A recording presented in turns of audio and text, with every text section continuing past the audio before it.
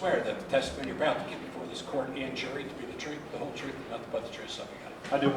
I do. Good morning, how are you? Good morning. Can you please state your first and last name for the record, spelling your last name? Brian D. Scowden, Scowden. All right, and how are you employed? I'm the Chief Drug Analyst at the Hamilton County Coroner's Crime Laboratory. Okay, and tell us, what does that mean? What's your occupation? I basically analyze evidence for the presence of controlled substances. Okay, and what type of different evidence would you analyze? Powders, residues, liquids, Okay. tablets, pills. All right, and I believe the defense is willing to stipulate that Mr. Scowden is an expert in that field? Yes, Your Honor. Thank you. Turning your attention back to the incident that happened on July 19th of 2015, I think you were asked to examine a bottle with some liquid content in it, is that correct? That is correct. Let me hand you what's been marked State's Exhibit, I believe 3B.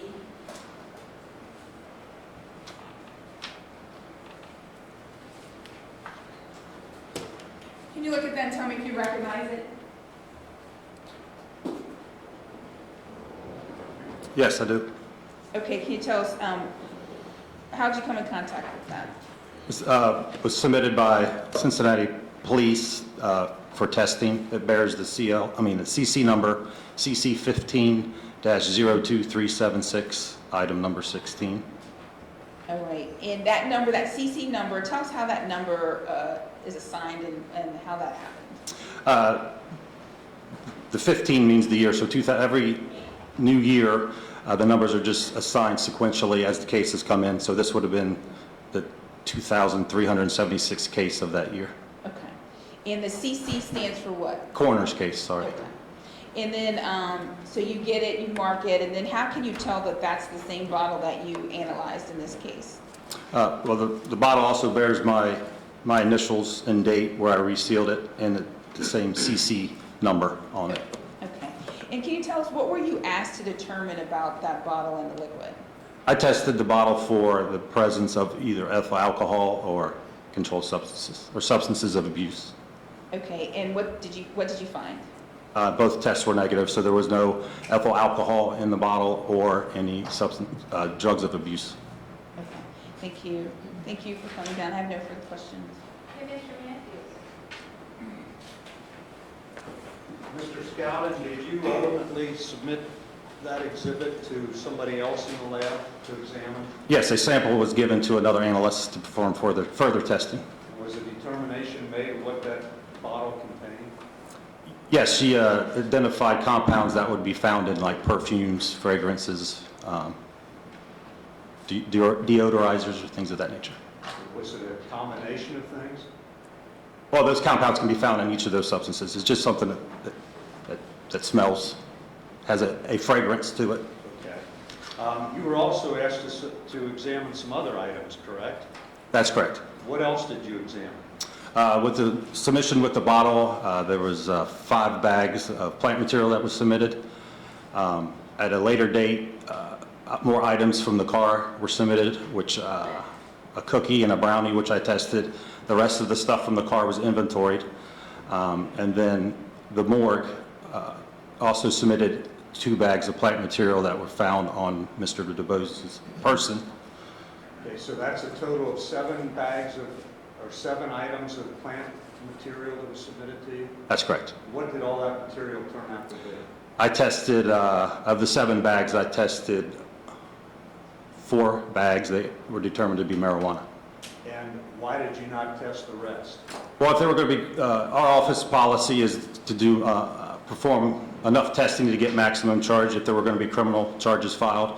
And in that case, I only had to do over 200 grams to get to that maximum charge. So I only tested enough to do that. And over 200 grams would have been enough to get a felony charge, is that correct?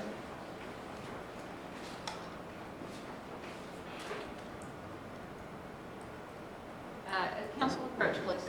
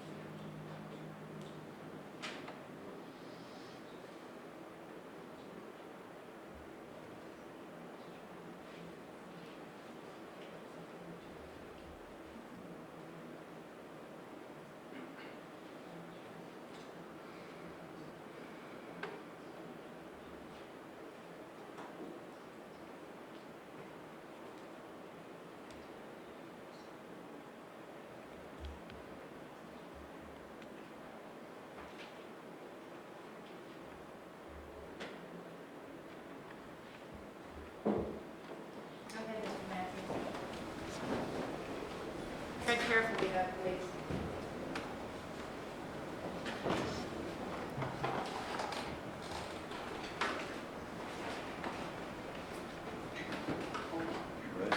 Thank you, Your Honor.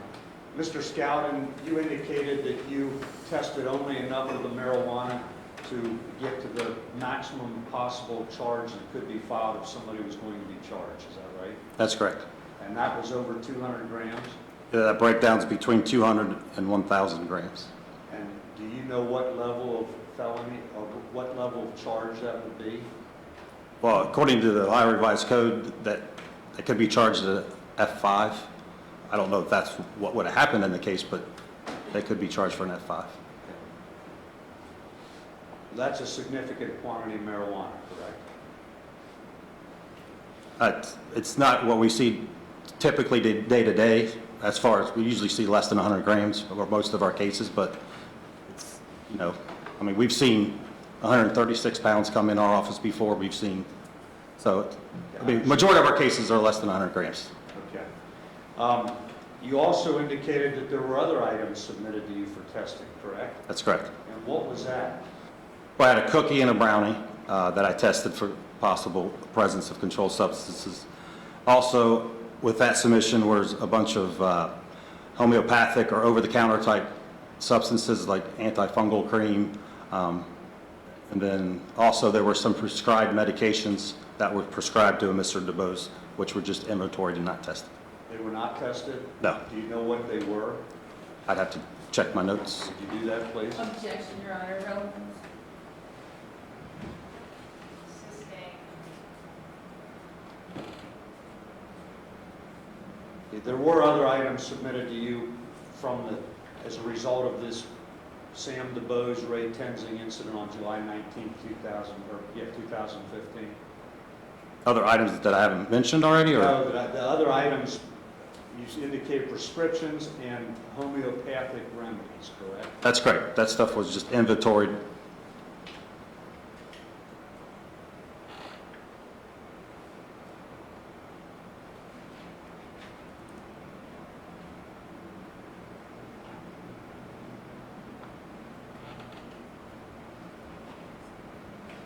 Do you know what any of that other stuff was used for that was inventory?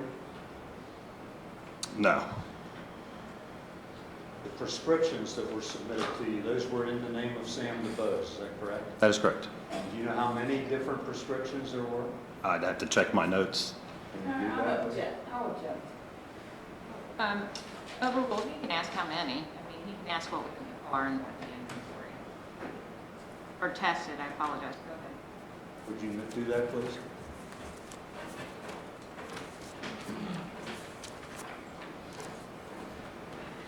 Mr. Scowden, you don't have to name, you can just simply tell him how many.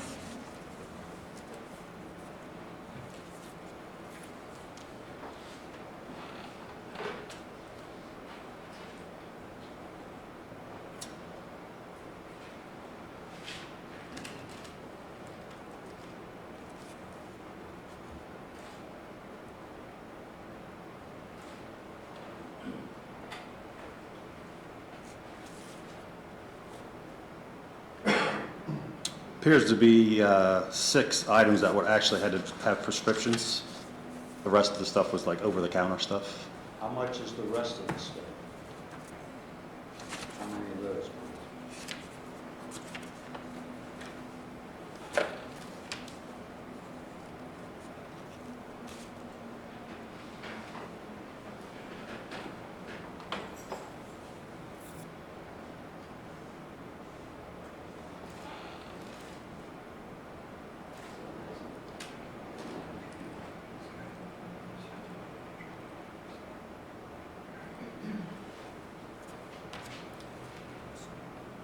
There's a total of 22 drug items. 6 of those would have had to, from my notes, would have had to been prescribed. Thank you, sir. I have nothing further. Okay, Mr. Breckenridge, anything on redirect? Just briefly, Your Honor. Sir, you said you tested the cookie and the brownie. What were the results of those tests? The cookie had what I would call a trace amounts of tetrahydrocannabinol. The brownie was negative. I would, in my opinion, the cookie was more than likely in contact with something that contained marijuana at some time. It wasn't what we would be referred to as a hash product. So, Okay. And then, as far as the rest of the stuff as you're referring to, now those items didn't have any names or anything on them, did they? well, the medications that were prescribed had Mr. Sam DeBose's name on them. That's why they weren't tested. But the other stuff was just in the car? Correct. Thank you. No further questions. Okay, anything else, Mr. Matthews? No, Your Honor. Mr. Scowden, you may step down here, please. Thank you.